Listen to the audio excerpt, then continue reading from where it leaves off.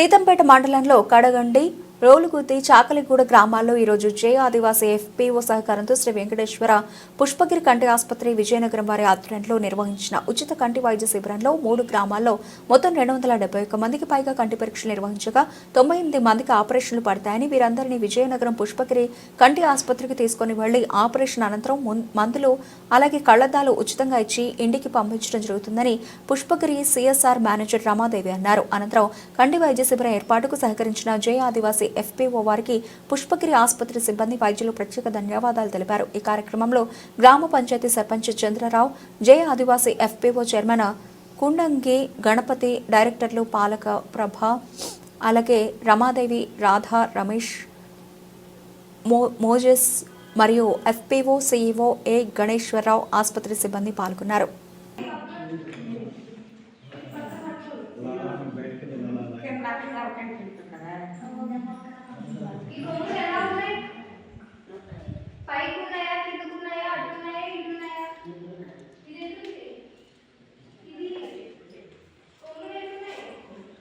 ఈ 3 రోజులు క్యాంపులు నిర్వహించడం జరిగింది. ఈ క్యాంపుల్లో